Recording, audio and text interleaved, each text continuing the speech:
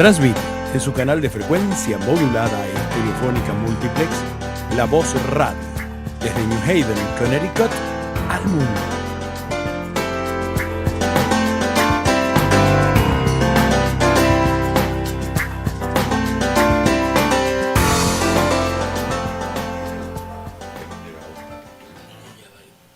Buenas tardes y feliz año 2022. Mi nombre es Caprice Taylor Méndez. Aquí estamos en Juntos Podemos. Together we can.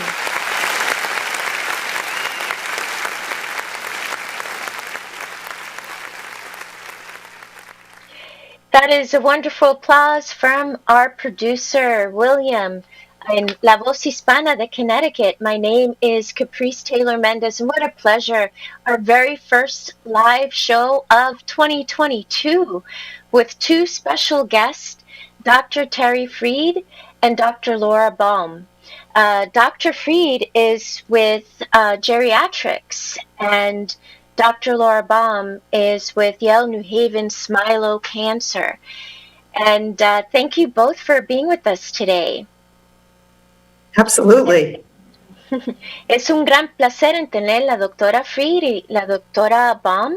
La doctora Freed trabaja con los ancianos en geriatrics y la doctora Baum con el centro Smilo contra cáncer del Hospital Yale New Haven. Y si están preguntando de qué se trata el tema de hoy, les tengo algo que contar antes de que ustedes sepan qué es el tema. Entonces, por favor, pongan atención, que les voy a contar un cuento bien cortito. And if you're wondering what in the world is our very first show about today, and if you're trying hard to guess with two prestigious doctors in our show today, I would like to tell you a very quick story that just occurred to me. So I apologize if it feels like a curveball, but it really isn't. Trust me. So I just realized the coincidence. I watched from the comfort of my own home in the time of the pandemic a movie sponsored by the New Haven Public Library this Friday. First time I ever did it, on Zoom, whole bunch of strangers in your living room watching a movie virtually online at the same time. It was called The Farewell, in celebration of Asian Lunar New Year. So the new year goes by the moon calendar, and so they shared this beautiful movie that was both bilingual in Chinese and English. And it was a beautiful tale. I'll tell you a little bit more about it. Que pues fue pura coincidencia que este viernes tomé parte de poder ver una película dentro de mi casa mientras otras personas estaban viendo la misma película a la misma vez detrás de nuestras bibliotecas públicas de New Haven. Virtualmente estaban enseñando por Zoom una película celebrando el año lunar, el año nuevo para las personas de descendencia china. Y era una película linda en inglés y en chino, pero no sé si era mandarín o qué idioma de la China. Pues les cuento, en esta película se llamaba La Despedida. Ahora saben qué es el tema de hoy. So you heard the title of the movie, The Farewell. Now are you aware of what today's topic is? So very quickly, it's a must-see movie. A famous Chinese-American actress leads in it. She is a recent college student, and her grandmother was diagnosed with cancer, lung cancer. And her parents and herself travel all the way back to China after living for many decades in the United States, in New York, by the way of New York. And they return. And this young person who was born in China but raised in New York had a major culture shock. Why isn't anyone talking about the diagnosed death, imminent death that her grandmother is about to face She was told she had less than a few. She wasn't told, actually. Her family was told by the doctor that she had very few days left or months. They couldn't tell. And no one was to discuss her imminent death with her. Culturally speaking, it's a big no-no. You let your loved one pass on, uh, remembering the last days on earth filled with love of family and not with the deep concern of their and the fear that can be provoked knowing that their death was near. The Chinese American recent college graduate, she tried to understand, why can't we tell grandma? And they explained it to her in so many different ways, and eventually she got it. And the movie ends with grandmother practicing her qigong, and they saying she's still with us 5 years later. It was a beautiful tale. I cried. Must-see movie. There's much more to it than what I shared. But today we're going to talk about saying goodbye in this lifetime before we get to the other side, and having what is called an advance directive. What is the preferential treatment that we would like, medically speaking, if we're facing our end of life? And in this movie, I'm like thinking to myself, definitely when you're alive, sound mind, sound body, to make your advance directive clear, especially in China, if you're not going to be told that the end is near. So you'll want to have that conversation way before in advance so your loved ones know exactly what you need. So I invited my mother in to watch the movie with me. She didn't get to, but I told her what happened afterwards. And we're Guatemalan, and my mother said, that's the same thing in our country. In Guatemala, we don't tell the loved one that they're dying. That's the way my mother did with her mother.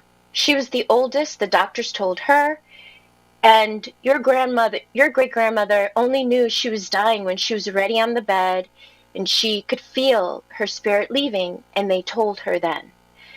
And my mother said, it's the same philosophy. You don't share with your loved one. You take on the burden of knowing that their end time is near, and you let them live out their last moments in joy. And having an advance directive for Latino families is critically important if many Latinos are still honoring that old tradition.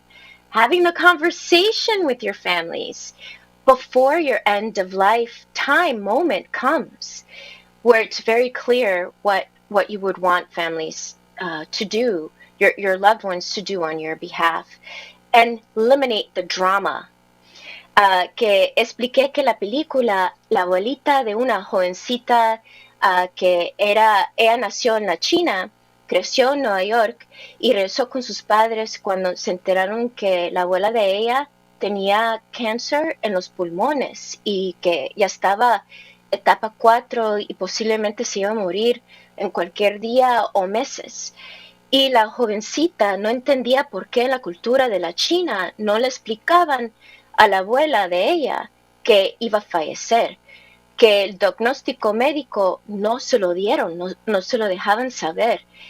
Y en la película, los parientes explicaron de que la tradición cultural de la China quieren que su ser querido que va a fallecer, que pase sus últimos años en esta tierra lleno de felicidad y no con el miedo, el temor de enfrentar la muerte.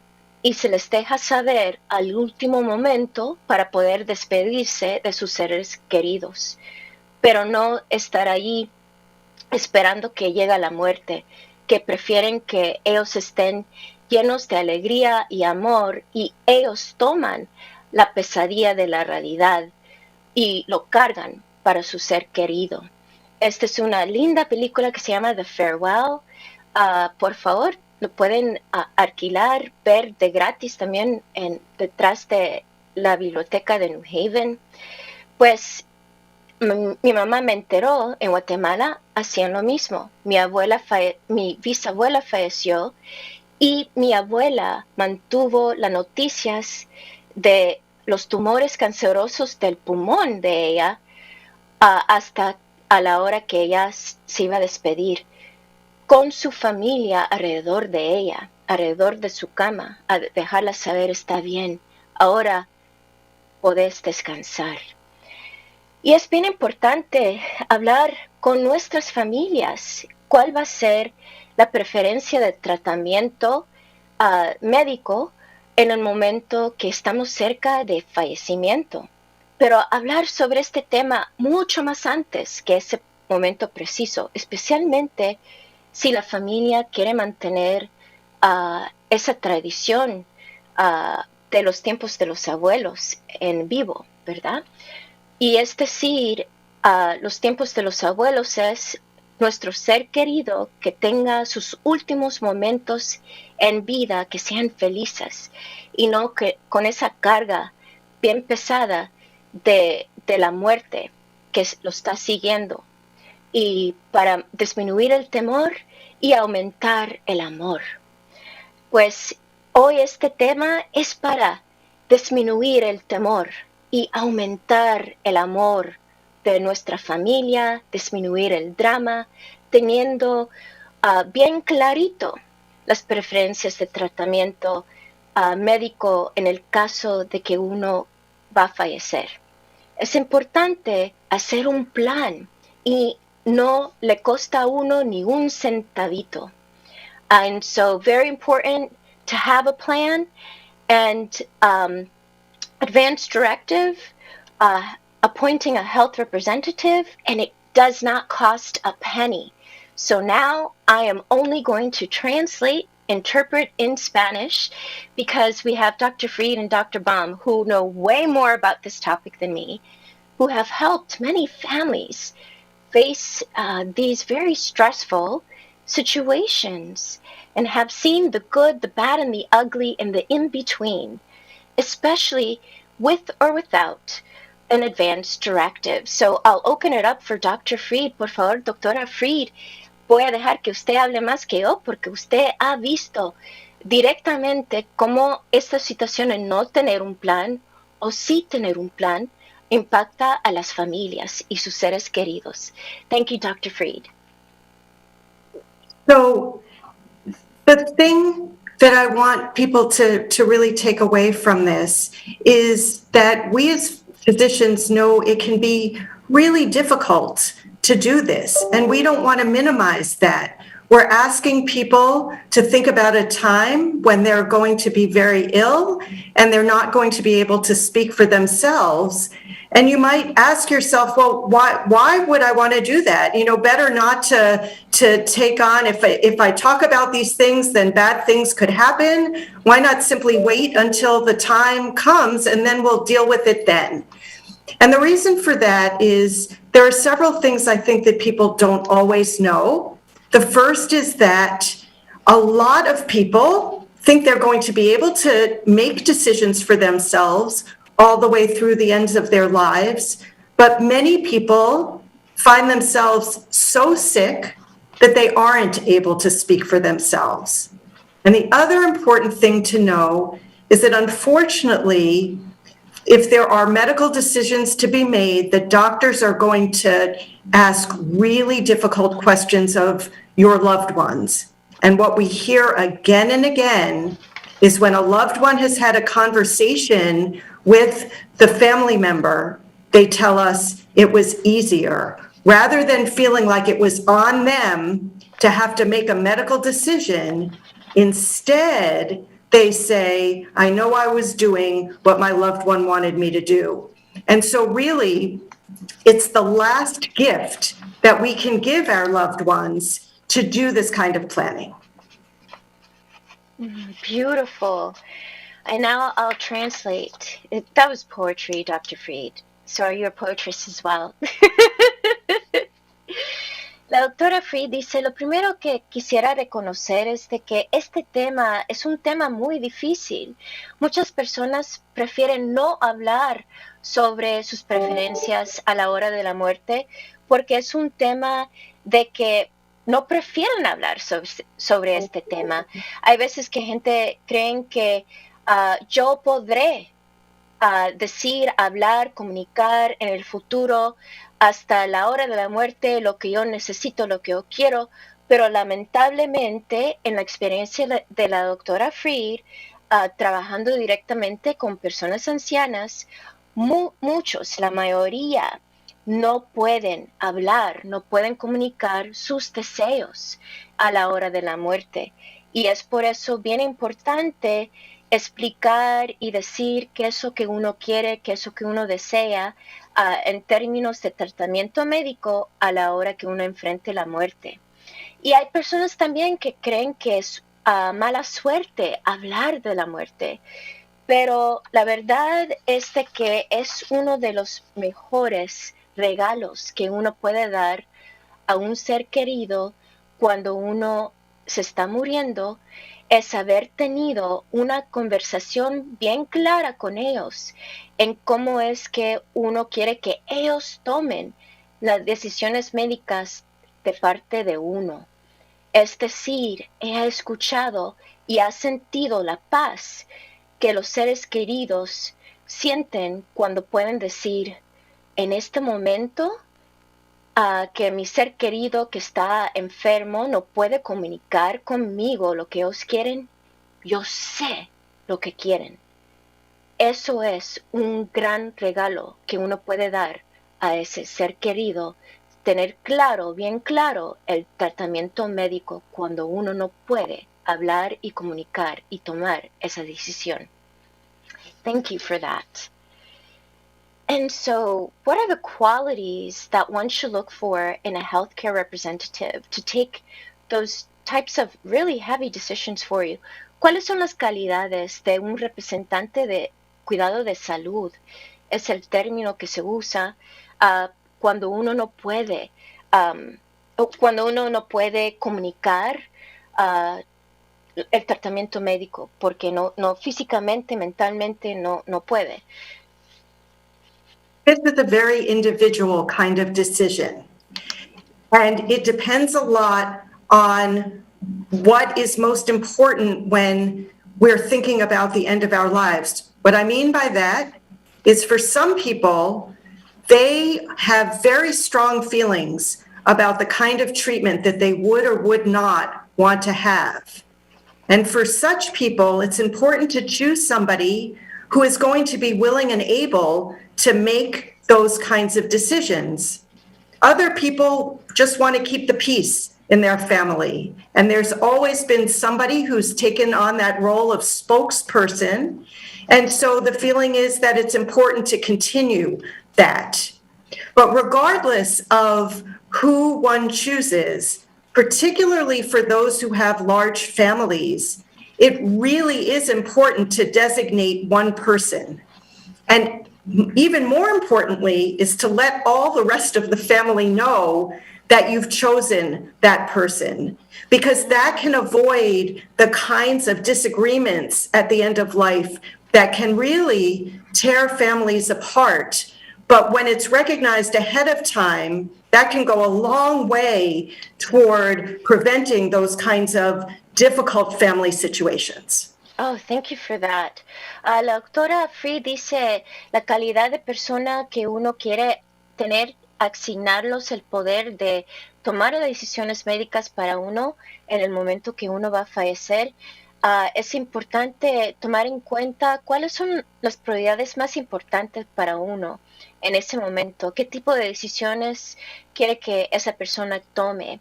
Es decir, he visto, por ejemplo, que hay personas que tienen bien claro qué tipo de tratamiento médico van a aceptar, quieren aceptar o no quieren aceptar. Y quieren alguien que pueda abogar y ser bien fuerte en esas decisiones que fueron tomadas sobre el tratamiento médico cuando uno estaba consciente, y tener una persona que pueda abogar y implementar ese plan, aunque otra gente no está de acuerdo. Y hay otras personas que prefieren como una prioridad mantener la paz entre la familia. Y de ahí designan a una persona, eligen una persona que ha implementado en su manera de ser como prioridad mantener la paz entre la familia, y ese sería el candidato ideal para de ahí ser el representante de cuidado de salud. Es decir, todo depende en las prioridades de uno, pero sin importar quién uno escoja, es importante anunciarlo al resto de la familia para que el resto de la familia mantenga la paz y respetan las decisiones de esa persona que uno mismo asignó como su representante. Es decir, esto es tan importante para poder mantener la paz entre la familia después que uno fallece. Mil gracias, doctora Fried. Tenemos unos minutos más y quiero preguntarle una pregunta más. So we have 2 more minutes with you. I'd like to ask you another question. What are the types of circumstances that you feel the health representative would need to step in to make decisions for someone? So the health representative is going to be asked to make decisions when the patient, him or herself, is so sick that they can't speak for themselves. So it's important to recognize what kinds of decisions those are. They are generally the kinds of decisions that are when someone is very, very ill, and they generally represent decisions where doctors might be able to do things to extend the length of somebody's life, but may cause them to lose quality of life. And everybody has their own views on how to think about quality versus quantity. So that is really the topic about which it is very important for us to talk to the person who is going to be our healthcare representative. Thank you so much. La doctora Fried dice que hay varias situaciones que uno quiere que su representante de cuidado de salud tome en cuenta, que cada situación es cuando uno no puede hablar y tomar decisiones por uno mismo. Hay varias condiciones que eso puede pasar, condiciones médicas, y cuando uno está bien enfermo, los doctores tienen que medir 2 elementos bien importantes: extender la vida de uno, pero posiblemente disminuir la calidad de vida. Es decir, cuando uno hable con su persona que va a representarle a uno de cuidado de salud, tienen que tomar en cuenta que si prefieren extender la vida de uno mismo y sabiendo que puede disminuir la calidad de vida. Y eso es el balance que uno está tratando de en verdad pensar, tomar el tiempo en pensar, y de ahí tenerlo escrito, comunicarlo con su persona que le va a representar a uno. Thank you so much, Dr. Fried. I know that we ran out of time with you, but is there anything else you'd like to share before you close off? Que si tiene unas preguntas de último antes de salir. No, I think just the more we can talk about these things, the less difficult they seem. Y la doctora Fried dice, hablando sobre este tema, se nos hace más fácil cada vez que hablamos sobre este tema. Entonces, mi gente, ajústese bien, hágase fuerte y tome esta grande conversación con sus familias. So thank you so much, Dr. Freed. And that was a call to all our listeners to buckle up, get some courage, and begin this important conversation, and that it gets easier with time. And so thank you again. And the show is always open for you. If you ever want to share any information with the public, we're here for you. What a gift. Thank you so much for all you do for so many people. De nada, y mucho gusto. Y por favor no se vayan porque tenemos la doctora Laura Baum con nosotros y primero vamos a tomar una breve pausa. And we'll be right back after this 5-minute commercial break. So when you hear Spanish, do not turn that dial because we still have another half of the show with Dr. Laura Baum. We'll be right back.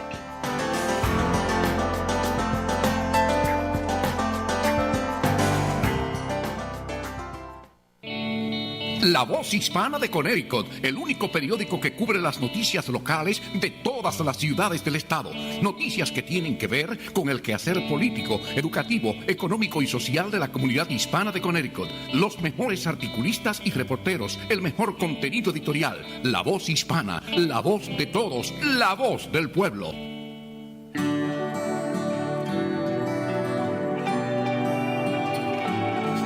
¿Eres de los que no puede empezar el día sin un café? Hoy en Tu Mundo Verde, te tenemos una mala noticia. El cambio climático viene precisamente por eso, tu taza de café.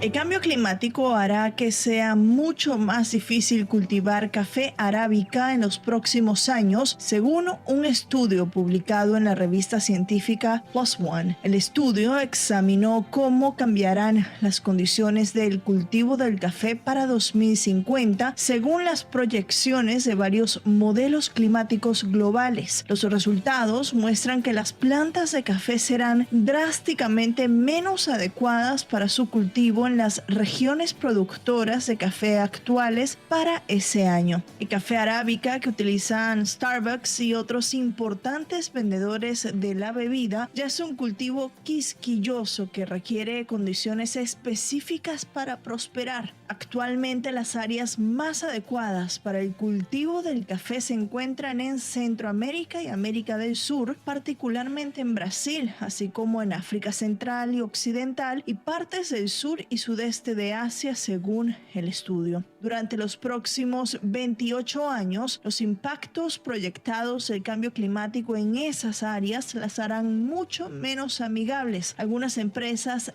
ya se están preparando para las condiciones cambiantes. Starbucks, por ejemplo, distribuye variedades de café resistentes al clima a los agricultores y trabaja para proteger los bosques en riesgo en áreas clave. Marisabel Houston, CNN, Atlanta. WNHH 103.5, la voz hispana de Connecticut.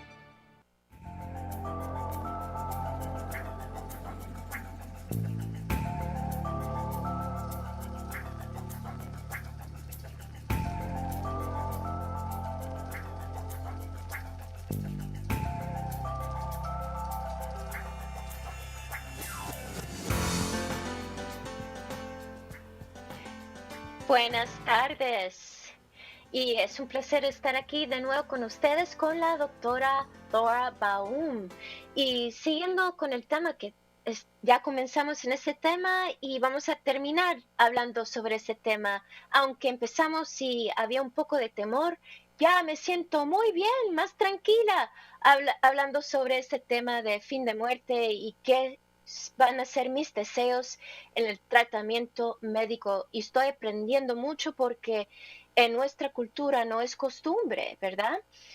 Y tuve esa conversación con mi mamá y así empezamos con un poco de temor y al fin hasta hablando que queremos música, qué canción queremos que toquen en nuestro funeral y qué tipo de flores queremos y qué comida deseamos que la familia tenga, planeando más una fiesta de nuestra despedida y ya no tanto el temor. Y los invito a seguir teniendo esta conversación. Y aquí tenemos a la doctora Baum. What a pleasure to have you with us today. Dr. Baum to continue this conversation, because when we talk about end of life, there's a lot of fear around it. But I know the more I speak on it, the more comfortable I feel. And I just had the same experience with my mom. We started looking at the advanced directives, her in Spanish and me in English. And we first started talking about it, and I did feel fear in my body. I know she had fear because she expressed it. And then by the time we were done, we were planning our party. We were saying what kind of music, including what songs we wanted to get played at our end of life gathering when we're gone, and what food we wanted our guests to taste, what we wanted to be done, ashes or not. So like we went from advanced directive in case I can't speak and make decisions for myself all the way to the party of our farewell. So it does pick up in courage. And so I hope to hear more of your perspective on this.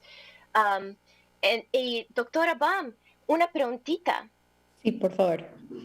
Habla español. ¿A dónde aprendió español? Porque tiene el acento, me encanta. Yo tengo un acento gringo porque yo aprendí español en la secundaria y en la universidad me recibí de español y vivía un año en Argentina estudiando. ¡Ay, qué bonito! Sí, hablo español, pero mi acento no es perfecto y estoy un poco nerviosa de hablar español en la radio. No, me encanta, me encanta. Sí, y sí. La cosa es que nuestra comunidad celebramos el esfuerzo, porque mucha gente aquí no tiene el coraje para hablar un idioma que no es su primer idioma. Y mil gracias por desear en aprender el español, un homenaje a la cultura. Sí, es que le digo a mis niñas que ellos tienen que ir practicando y hablando español para que no tengan que aprenderlo como adultos, porque ya cuando aprendes de grande, el acento nunca es lo mismo como lengua de mamá. Sí, es cierto. Y aquí tenemos a alguien que dice que tiene un acento argentino. Che. Sí, eso por vivir allí. Sí, Lora, che, doctora Lora, che. Y también quisiera darle saludos a Adriana Vallejo, que está escuchando. Saludos, Adriana. Ella dice que es fundamental que una persona tenga la oportunidad de decir cómo serán sus últimos días y qué deseos tienen. Por ejemplo, la donación de órganos. And just a quick shout out to Adriana Vallejo, who's listening, who says it is a fundamental right, an opportunity to decide how one wants to live out their last remaining days on this earth, and what wishes do you have, for example, whether or not to donate your organs. Y con eso, we have Dr. Baum, who is, I would say, well-versed in this, working at Yale, New Haven, Smilo Cancer Center. What a pleasure to have you. So feel free to share as you wish. Y la doctora Laura Baum, como dije antes, tiene mucha experiencia sobre este tema, especialmente trabajando en el Centro contra el Cáncer, Smilo, de Yale, New Haven. So maybe I should introduce my perspective and then answer some of your questions. So primero creo que debo introducirme y explicar mi perspectiva, entonces podemos hablar de las preguntas. Yo soy una doctora de oncologista contra el cáncer en Smilo Cancer Center at Yale, y también una doctora de cuidado paliativo, que es, como a veces lo decimos, que es en el sistema de cáncer, es un objeto a apoyarle a la persona contra el cáncer, menos la parte contra el cáncer específico, como menos quimioterapia. So I'm a oncologist, a cancer doctor at Yale, as well as a palliative care doctor, which sometimes we say in the world of cancer is the person who helps you fight the cancer other than fighting the cancer itself, supporting you in the decisions and in the other problems that come with a cancer diagnosis.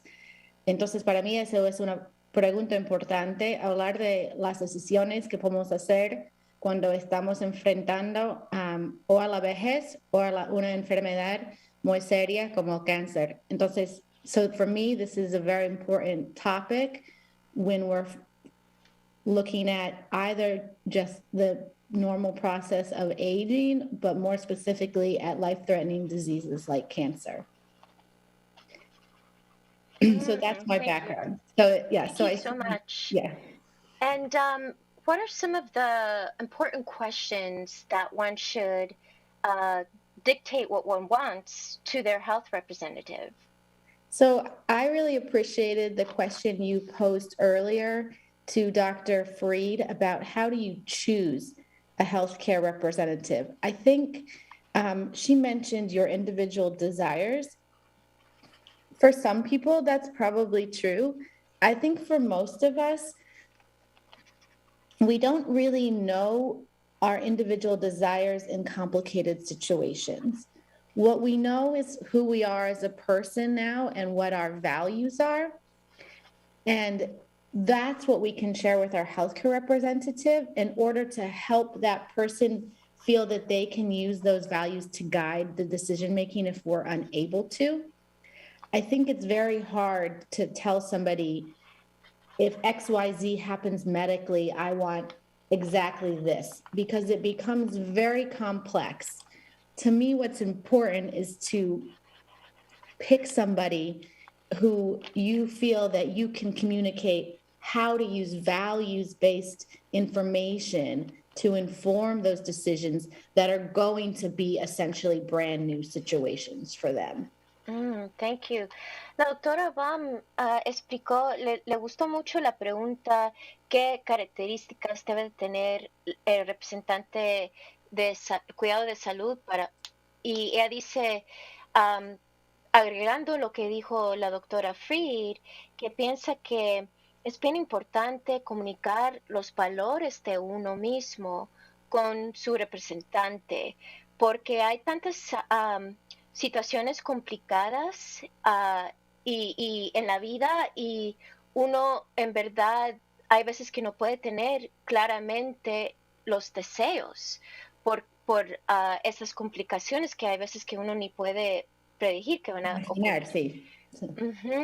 Y es bien importante comunicar los valores y tener una persona que puede navegar y tomar decisiones basados en los valores de uno, usando esa información de valores para tomar las mejores decisiones para uno mismo en el caso que uno no puede hablar y comunicar y tomar esas decisiones para uno mismo.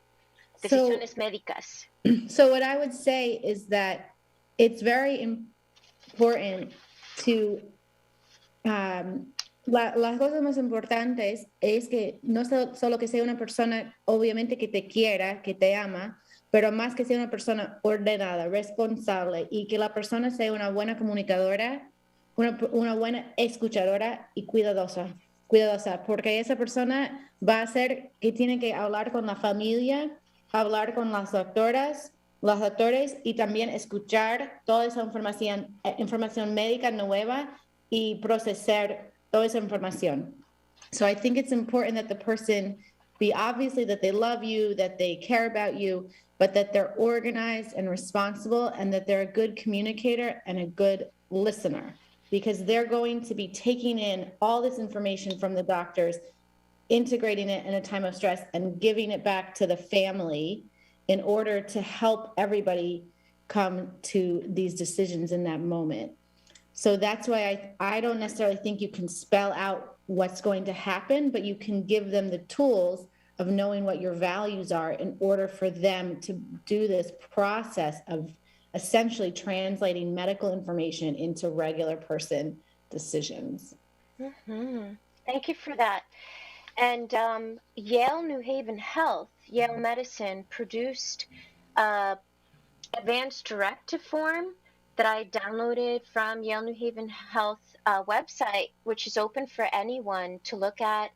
A great guide in English and Spanish, and the forms. So my mother and I, we printed it out, started to fill out the forms. Your name is, oh, this is an easy question.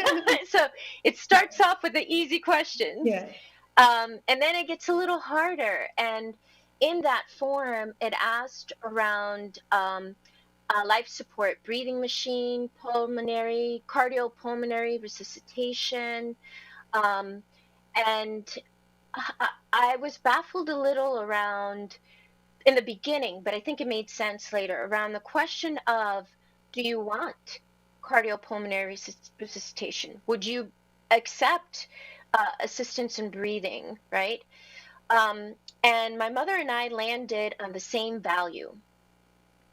We wanted not to reduce our quality of life, but extend it as far as we could say goodbye to our loved ones, where they could actually say goodbye to us. We may not be conscious in physical form, but I do believe in spirit. And to give them enough time to say goodbye to us so that they are at peace. Is there such, so we hand wrote that because it wasn't, how long would you like to be on? So we just put enough time where loved ones get to say goodbye, and I listed who they are. So my healthcare representative would know enough to find them if they're also 100 years plus like myself at my time of departure. Should I start answering, or do you need to translate? Yes. Okay. Oh, sí, que hay un lindo formulario que el hospital de Yale New Haven tiene para la comunidad dentro de el internet. Uno puede buscar el formulario que se llama designación de un representante apoderado para el cuidado de la salud. Es el formulario de Yale, y ahí tienen todas las preguntas que uno debe de contestar para apoyar al representante de cuidado de salud de uno, más a los doctores. Y es gratis, uno lo puede bajar de la página del internet de Yale, Medicine, Yale New Haven Health, y de ahí se nos hizo bien fácil las primeras preguntas, porque era, ¿qué es tu nombre? Eso bien fácil. Tu dirección, bien fácil. Y de ahí, ¿quién desea ser tu representante? Y quién, si esa persona no nos podemos comunicar con ellos, ¿cuál es tu segunda persona?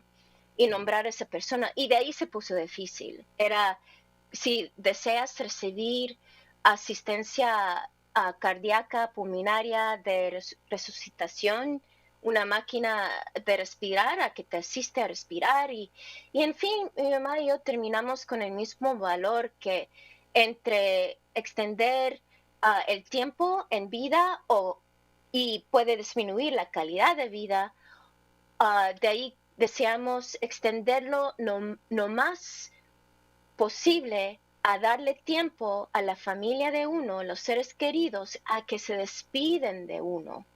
Yo tal vez no voy a estar conscientemente presente, pero sí yo creo en espíritu, para que ellos se puedan despedir y tener paz, ¿verdad? Y no sabía cómo llenar el formulario reflejando ese valor para poder guiar a los doctores y a mi representante. Sí, doctora Bam. So this is such a beautiful question. I know I don't have too much time, but I have so much to say about it. So I just want to share, it's going to seem unrelated, but I think it's very related, something I learned in my palliative care fellowship, which is called, in the world of ethics, the concept of female ethics. I often call it that, which is that oftentimes people think what is right and what is wrong in the situation, and we should do what the patient would want for themselves, what the patient thinks is best for themselves. But when they've talked to a lot of, I guess the idea is that historically mothers and women, what the person values even more than what they themselves would want is what would be best for their family. And they would actually be willing to take sacrifices and harms to themselves if that was going to be better for the peace and the sense of calm and well-being of their children and their loved ones. So I have been very guided by that concept when dealing with patients and families. because I think we don't want to do we don't want to hurt somebody who's dying. We don't want to do something that might be difficult for them.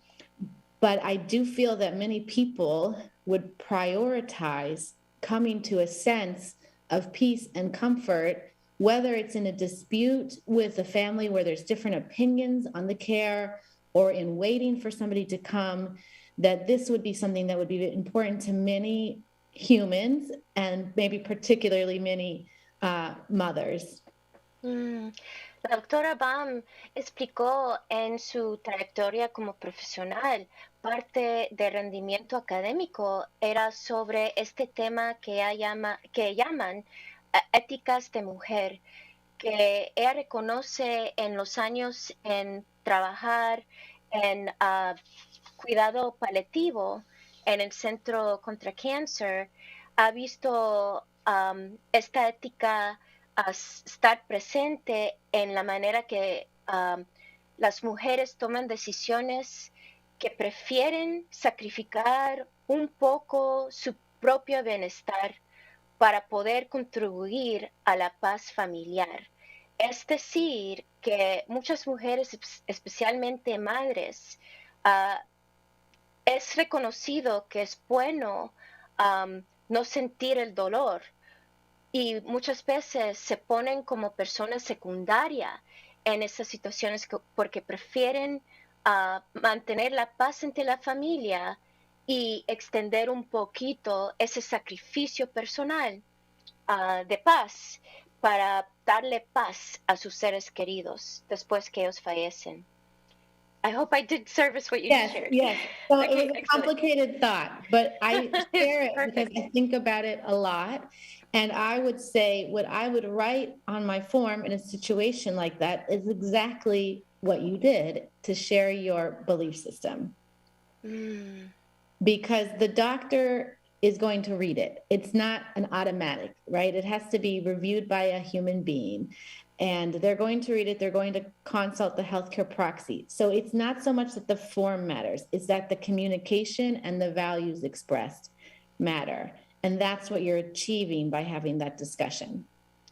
And once we have the form ready, do we provide that to the hospital, to our doctor? What do we do with it? Is it notarized? It doesn't have to be notarized. It can be provided to your primary care doctor, to your geriatrician, to the hospital. It can be in a folder. It can go to an estate lawyer. It really can go anywhere. It has to be witnessed by somebody not on the form. You can't witness your own form. You can't witness a form where you're the healthcare proxy, but it doesn't have to be notarized. It does not have to be. Great. No. Y entonces la doctora Baum dice de que, igual como yo hice con el caso de mi mamá, nosotros escribimos en la fórmula nuestros valores y por qué queremos tomar ciertas decisiones basados en ciertos valores, y explicar, ser bien claros cuáles son esos valores y que queríamos a la familia tener la oportunidad de despedirse de uno. Eso fue un gran valor para darle paz a ellos. Y los doctores tienen que leerlo, no es un documento automático, hay un ser humano que lo tiene que leer y van a leer esos valores. Igualmente, explicar esos valores al representante de salud, de cuidado de salud de uno, y pregunté si es necesario notarizar ese formulario y no. Y es importante dar una copia a su doctor principal o especialista, y a un abogado, si uno tiene un abogado para su testamento, y también hablar con su familia, dejarles saber esto es lo que pienso. Y algo que sí leí en la fórmula es de que uno puede cambiar su mente. 10 años pasan y pueden cambiarlo y adaptar uno nuevo. And so, that's what I want to say I know we only have 4 minutes.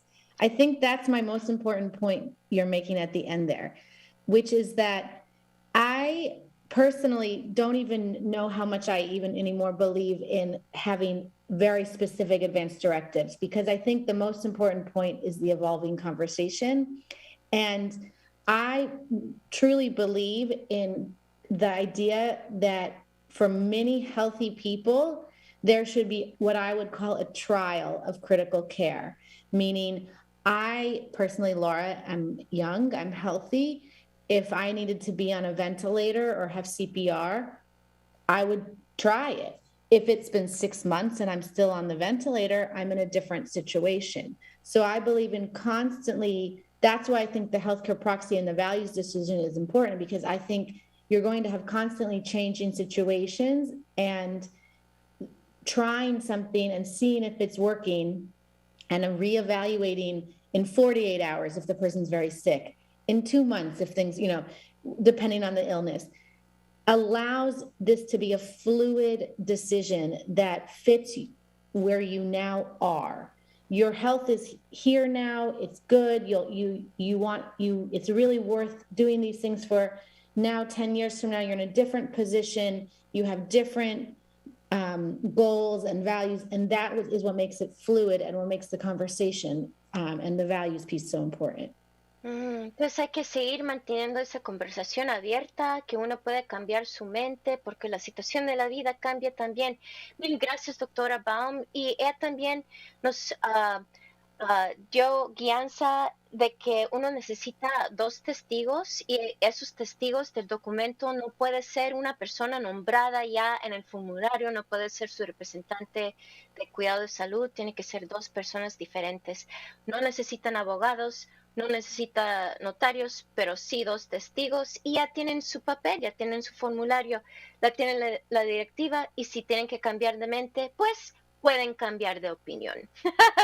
Mil gracias, doctora Baum, por ayudar a muchas familias y también poder comunicar con nuestra comunidad en español. Agradecemos mucho su grande corazón. We are so grateful for you, Dr. Baum, for all the families that you have helped through these difficult moments.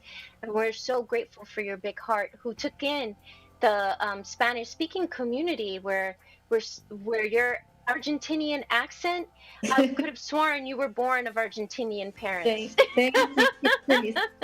I know, and I've been listening to so much Encanto that I feel like I should say something like, you can't, si se habla de Bruno, of this talk. Oh, I love that. Yes, we can speak about Bruno, quoting Encanto. Si se habla de Bruno, sí, sí, sí.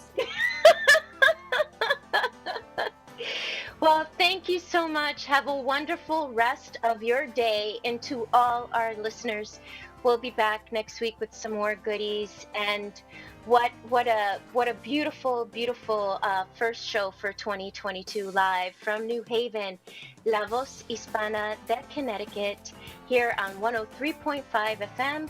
And if you missed anything, you can catch us on Facebook Live. Gracias. Gracias.